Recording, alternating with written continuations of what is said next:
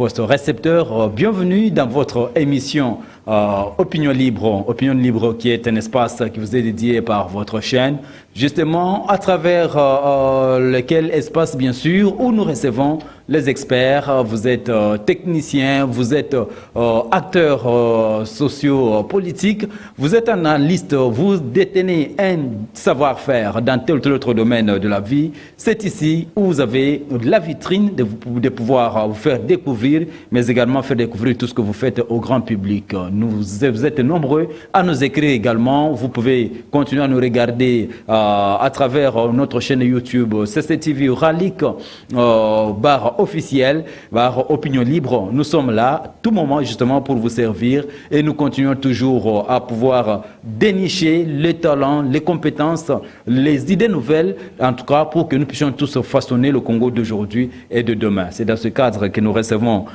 aujourd'hui pour vous, monsieur Robert Nkoumou, cofondateur de l'UDPS, mais il est également cadre de l'UDPS. Avec lui, nous allons parler en tout cas de 3 années passées au pouvoir, justement par le président Félix Antoine Tshisekedi Tshilombo, mais également l'UDPS qui est son parti politique et qui est en train de l'accompagner, accompagner sa vision, mais également accompagner ses actions. Jusqu'à aujourd'hui, quel bilan faire de 3 années du président Félix passé au pouvoir, mais également de l'UDPS en tant que, en tout cas, arme politique, machine politique qui l'accompagne. Nous allons également parler, vous le savez, ça continue encore à faire couler d'encre de salive, le feuilleton Kabound. Dans quelques instants, bien sûr, vous le savez, en tout cas, la commission de discipline du parti est déjà en ordre, justement. Il va devoir soumettre la question de Kabound, justement, pour la traiter et comprendre.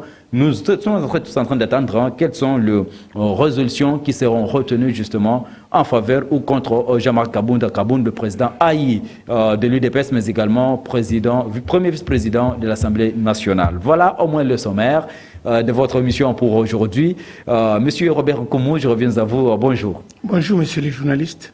Merci d'avoir accepté notre invitation. Merci de m'avoir invité pour la première fois dans votre émission.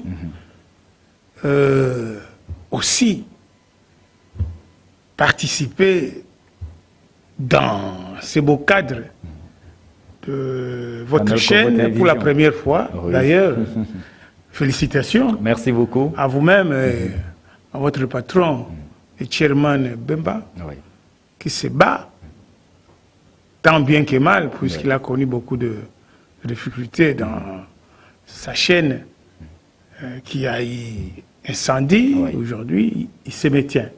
Merci beaucoup. Merci beaucoup, M. Robert Nkoumou. Dans l'ensemble, nous avons tous 30 minutes, justement. Vous avez 30 minutes pour convaincre notre public à travers plusieurs thématiques. La première des questions que je peux vous poser, c'est juste de dire, l'UDPS, votre parti politique, a eu à passer près de 37 ans dans l'opposition et vous êtes au pouvoir aujourd'hui, 3 années après. Quel sentiment qui vous caractérise? Merci, messieurs les journalistes. Vous savez, quand on prend un mandat, le mandat a 5 ans. C'est le programme de 5 ans qu'on doit faire le bilan. Et si on est à mi-parcours, évidemment, on fait... Le bilan mi-parcours, on peut en faire. Mais justement, je me dis, la question c'est... On voit la projection là où on va. Ma question là où on va, parce que nous, même en 2011, quand nous partions aux élections avec les Sphinx, on avait un seul but. On va gagner les élections présidentielles. Mais nous en doutons pour la majorité parlementaire. Alors justement, j'étais en train de dire... Ici, le président Félix Faty avait gagné les élections. Il a la majorité présidentielle et les autres avaient la majorité parlementaire. Alors justement, puisque je vous relance dans ce que vous êtes en train de dire.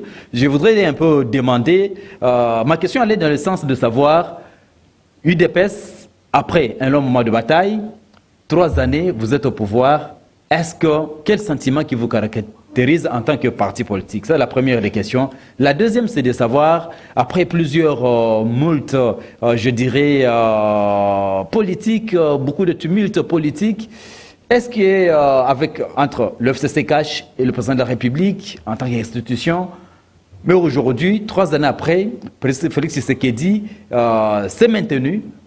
Est-ce que vous aviez vraiment l'impression que ça devrait être comme cela? Merci.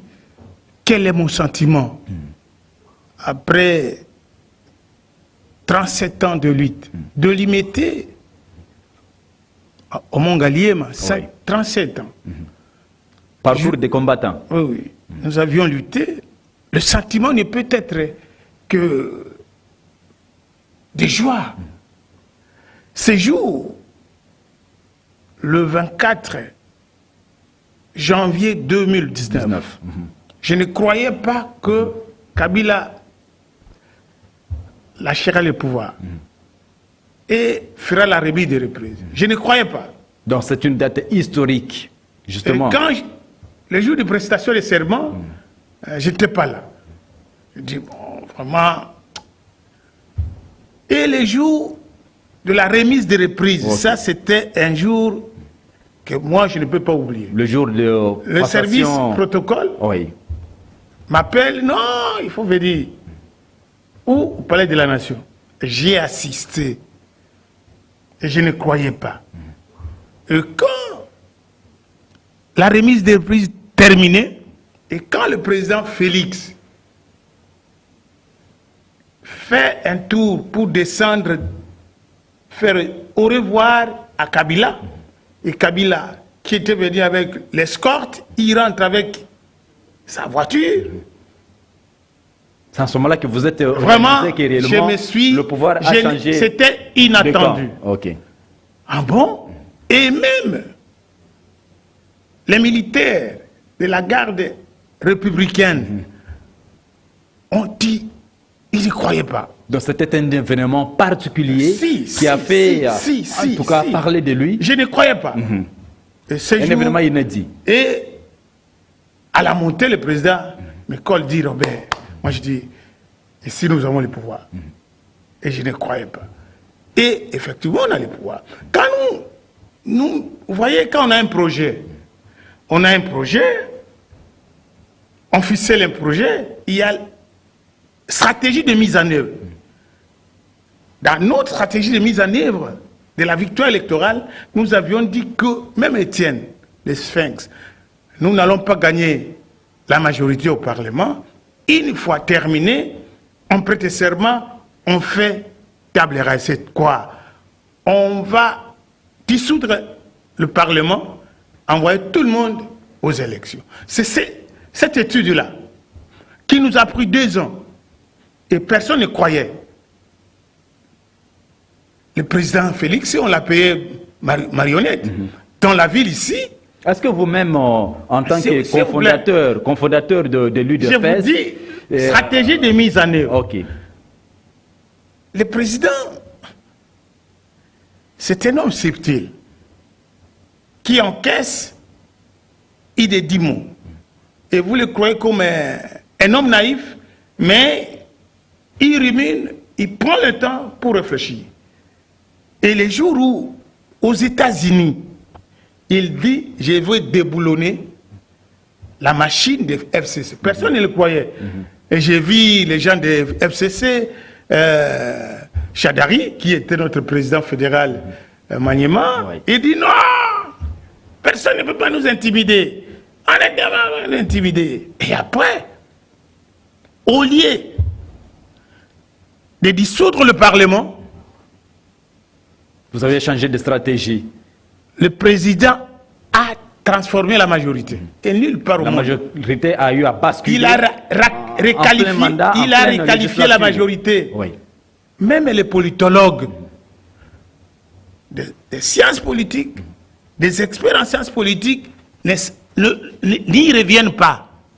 Comment transformer une majorité sans élection?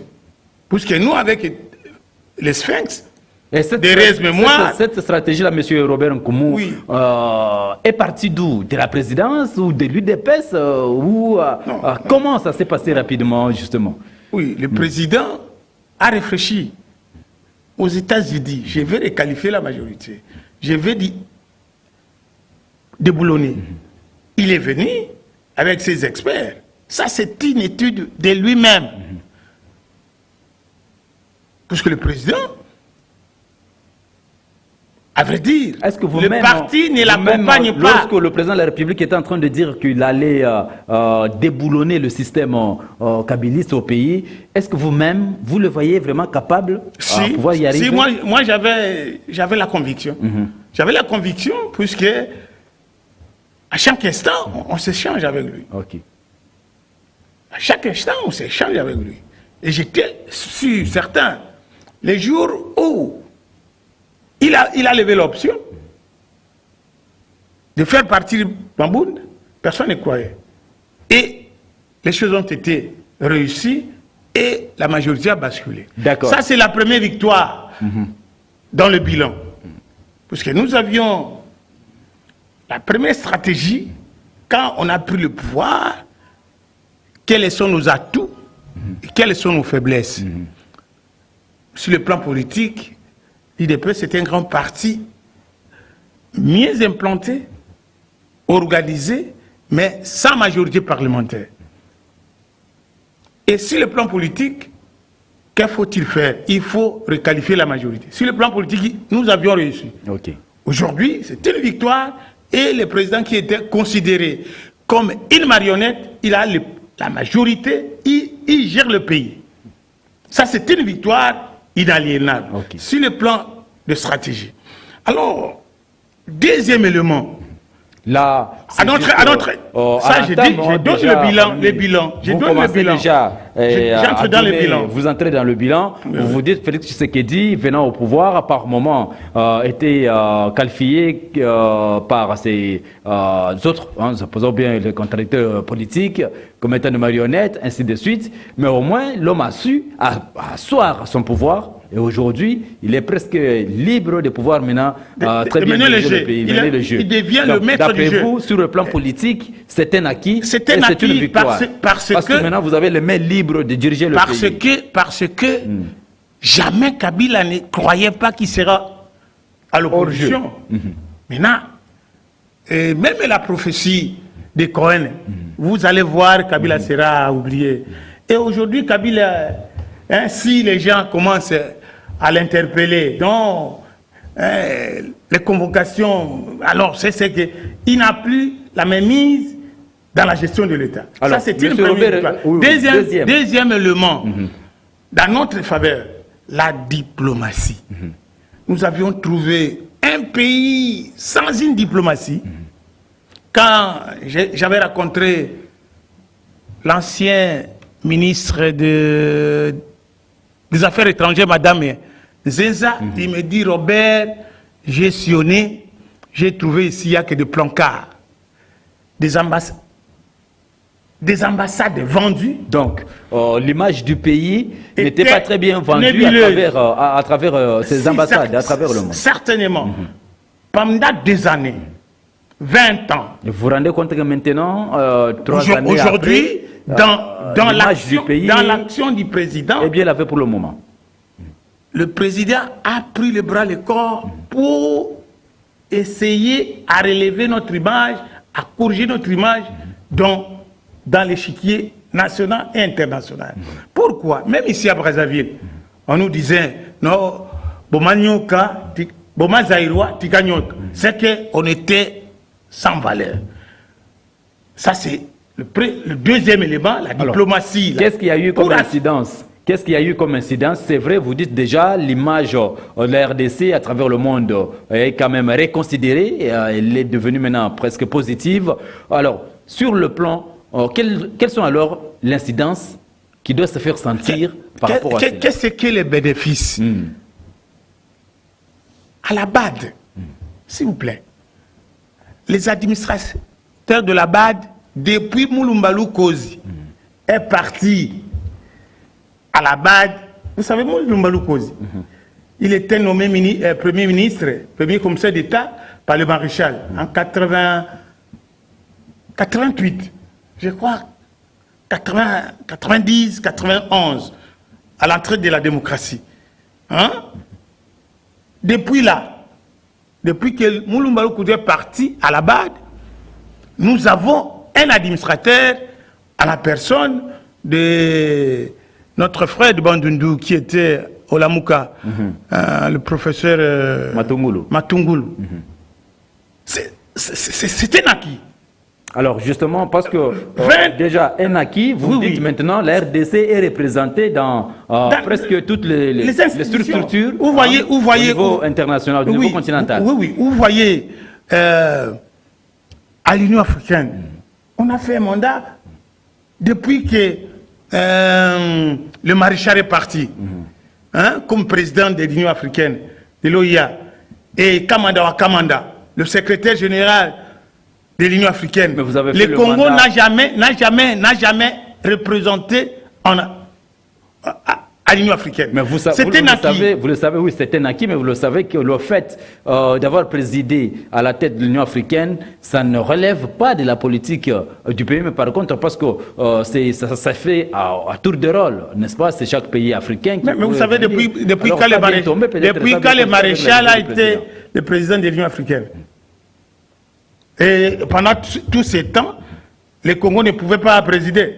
Alors vous dites que c'est là, si on préside, suite à la bonne diplomatie de Félix Tshisekedi. Mais c'est assez que le président vient de prendre le pouvoir, la présidence. On a été représenté que par Sassou. Voilà, nous retenons que sur le plan diplomatique, maintenant, la voix de RDC est entendue à travers le monde, à travers les structures au niveau continental. Et cela a incidence sur le plan financier. Ok. Les institutions de Bretton Woods, on a repris les réformes, les programmes avec les FMI. Quand j'ai suivi hier le président de la Nouvel Élan, lui-même il reconnaît, pour ne pas le citer, lui-même il reconnaît que pour la première fois 1,5 milliard, malgré qu'on va donner de manière échelonnée, mais lui il faisait un effort pour avoir même 500 millions, il ne l'a pas eu. Ils avaient que dans le programme de réforme, PTT, ainsi de suite, ils n'avaient pas eu les fonds de ces organisations internationales. Vous voyez, c'est un acquis aussi, s'il vous plaît. Donc, sur le plan diplomatique, a une incidence sur le plan financier. Donc, ici, et sur le plan financier, dans les réformes économico-financières, il y a j'étais, s'il vous plaît, à la fonction publique, au ministère des Finances. Il y a un ami qui parlait avec son correspondant, il dit, ici chez nous maintenant, avec l'IGF, il y a difficulté de prendre l'argent facilement. C'est que la conscience des Congolais commence à revenir. Nous, puisque nous avions fait, il va dans la stratégie de mise en œuvre de notre stratégie, de notre programme, il fallait avoir tout d'abord le plan politique, diplomatique et commencer les réformes. Puisqu'on ne peut pas faire de réformes socio-économiques avec un Parlement qu'on ne contrôle pas. Les réformes n'aboutiront à rien. Aujourd'hui, au moins, nous avons un gouvernement qui, 8 mois seulement, les recettes commencent à remonter. Alors, ça veut dire qu'il y a incidence. Pour ces 3 années, pour ne pas vous prendre au mot, pour ces 3 années de Félix Tshisekedi, parce que nous sommes en train quand même de faire le mi-parcours, le mi-bilan, justement par rapport à ces 3 années de Félix Tshisekedi, vous avez eu à révéler, quand même à relever quelques points forts, justement par rapport à ce qui concerne la diplomatie, en ce qui concerne la requalification de la majorité parlementaire, vous avez dit l'incidence de la diplomatie, c'est qu'aujourd'hui, nous avons renouvelé avec les sessions de Bretton Woods, ce qui fait en sorte qu'aujourd'hui, quand même, la RDC a près de 1,5 milliard de dollars américains en termes de réserves au niveau de la Banque centrale. Justement, alors...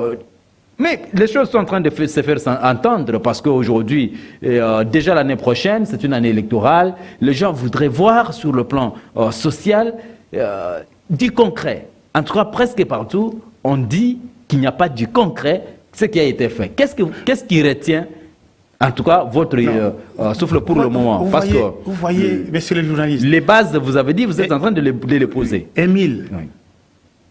Quand on fait des stratégies, on fait un projet, il y a les stratégies de mise en œuvre. Les élections, c'est à 24 mois. Et moi, je suis expert électoral. Si vous commencez à poser les actes de manière précoce, la population va oublier. Il faut poser des actes qui peuvent avoir des effets à long terme. Ici, nous sommes en train de donner, de jeter des bases solides pour élever le pays au fond du gouffre. Le pays est au fond du gouffre. Nous avons plus de 100 millions d'habitants avec un budget de Muzito lui-même l'a dit à 3 milliards. C'est la première fois. Il a reconnu. S'ils vont atteindre les 11 milliards de dollars, ça a été voté comme c'est voté, ça sera un grand effort. Et nous pensons que nous allons réaliser les 11 milliards. Ici, pour ce qui est sentir les sociales, on ne peut pas bâtir l'économie sans une bonne politique.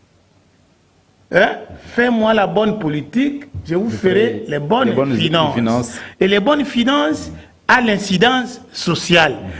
Et ici, nous sommes en train de nous battre pour changer la mentalité des hommes. Et la mentalité des hommes est tout d'abord la sanction positive et négative.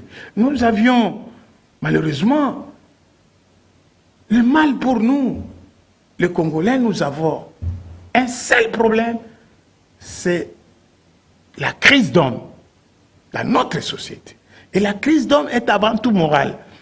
Et quand les magistrats qui ont la charge, le bras séculier de donner l'impulsion de l'état des droits, ils se font manipuler par le ventre. Ils rendent justice par le besoin de leur ventre. C'est ça le problème. C'est pour cela. Je suis en train d'aller dans le même sens que vous. Vous voulez nous dire qu'aujourd'hui, c'est vrai que jusque-là, dans ce que vous avez eu à faire, vous êtes confronté à ce problème du changement de mentalité au niveau de la société congolaise, et que aussi la justice n'est pas en train d'accompagner les actions du chef de l'État par rapport à ses attentes. Certainement, messieurs les journalistes. Dans notre projet de société, c'est l'homme qui est au centre de toute action. Et cet homme doit être moralement pur. Et si nous avons des hommes impurs et qui ne visent que l'argent, les pouvoirs pour le pouvoir, il n'y aura rien. C'est pour cela que nous demandons. Vous allez plus loin à activer. C'est pour cela que le président demande au Conseil supérieur de la magistrature d'engager des magistrats. On ne peut pas avoir... Nous avons 3000 magistrats à travers le pays, mais c'est insuffisant, alors que nous avons 145 territoires et près de 100 millions d'habitants, c'est très insignifiant. C'est insuffisant. Et nous devons avoir des magistrats pour rendre justice et la bonne justice, et aussi les rémunérations. Et voilà les résultats. Alors, le ministre de la fonction publique vient de rémunérer 22 000 et jusqu'à juillet 2022, les nouvelles unités termineront et on va retraiter les gens et les jeunes gens auront du travail et on avancera. Et donc, la production... Si je vous comprends très bien, justement, je comprends que la première mission, justement, du pouvoir du président Félix Tshisekedi, c'est juste d'abord ramener le pays sur les rails, poser les fondamentaux sur lesquels, en tout cas, le projet peut bien aller. C'est vrai que depuis qu'il est là, il nous avait promis qu'au niveau de l'Est, la guerre devrait terminer. Malheureusement, on continue toujours à tuer. Et, mais oui, la guerre, la sécurité, un des points saillants. La sécurité, mais l'affairisme de nos frères de l'Est. On fait la mutualisation avec l'armée ougandaise. Ils importent les uniformes de l'armée ougandaise. Vous voyez comment l'affairisme de nos frères... Alors... Donc vous dites que... Tout ça, c'est l'homme. Nous avons des généraux et beaucoup commerçants aussi activés par les Congolais. Ce sont des Congolais aussi qui sont derrière, qui ne veulent pas que la guerre Nous n'avons puisse se qu'un seul pays. Le président lui-même a donné sa tête à couper avant la fin de ses mandats. Hein? Il faut que la guerre termine. Et c'est ça notre objectif. Alors, aussi. Parce que nous sommes en train déjà de descendre, justement, avec ce numéro de l'émission qui est très très important. Je rappelle que vous nous regardez à travers Canal Congo Télévision, sur ça d'abord à travers votre magazine Opinion Libre. Nous sommes en train de recevoir M. Robert Nkoumou, qui est cadre de l'UDPS, un des cadres de l'UDPS, mais cofondateur. Justement, il est également dans les anciens. Il continue encore à être là comme sage du parti. Monsieur Robert, nous sommes en train de descendre déjà pour clore cette émission. C'est vrai, nous venons de le dire, dans 24 mois, l'année électorale est en train de poindre à l'horizon. Quelle chance, aujourd'hui, quel est l'élément fort sur lequel vous, l'UDPS, vous vous appuyez, peut-être aussi le chef de l'État, et que le Congolais pourrait lui renouveler le mandat? Nous n'avons que nos piliers, notre projet de société, le peuple d'abord. Le peuple d'abord qui aujourd'hui est presque déscaralisé avec des détournements ça et là, que ce soit au niveau du gouvernement. Vous voyez, je l'ai dit tantôt, c'est un problème moral de l'homme. Nous avons un projet de société qui est bancable. Et nous avons des piliers que le président de la République est en train de marcher avec. Nous avons 3 piliers dans notre projet de société. État de droit, la mise en place des institutions démocratiques et la pratique du fédéralisme. Les institutions démocratiques ne peuvent être possibles que la bonne tenue des élections libres et démocratiques. Merci, pour avoir Robert, les dirigeants en train de déterminer et aussi la mise en place du fédéralisme. Vous voyez, le président vient de lancer le programme de développement à la base local de avec 145 territoires. C'est ça. La toute dernière question, justement, êtes-vous d'accord pour le départ de Jean-Marc Kabounda à la tête du parti, oui ou non? On finit par là. Non, ça, je ne peux pas répondre de manière brute, oui ou non. Chacun assume la volonté de la base. À l'UDPS, c'est le triangle renversé, le pyramide renversé. C'est la base qui décide. Et pour l'honneur de Jean-Marc, il doit rendre tablier. Et comment? Comment? Puisque maintenant, j'attends la commission de discipline. La commission de discipline, les statuts corrigés sont une commission de la deuxième convention démocratique du parti. Et la convention démocratique du parti est en contradiction avec Jean-Marc Kabounda. La convention, ça ne peut pas être jugé parti. Pour la solution de la crise au sein de l'UDPS, nous appelons tout le monde à l'organisation du conclave de l'unité et de la réconciliation, pour mettre tous les fils et filles de l'UDPS autour d'une même table pour résoudre les problèmes de la crise. Il y a des gens qui disent il y a le retour à l'égalité, la justice,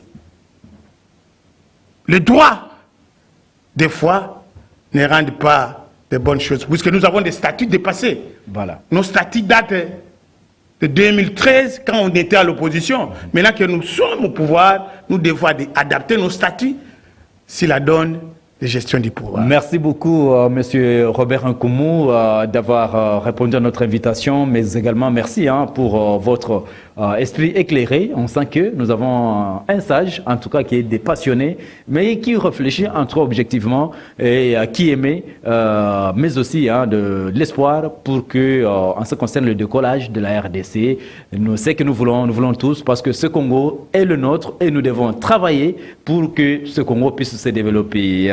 Nous disons merci à Dieu merci Kifo et Moron Zambé qui ont réalisé cette émission.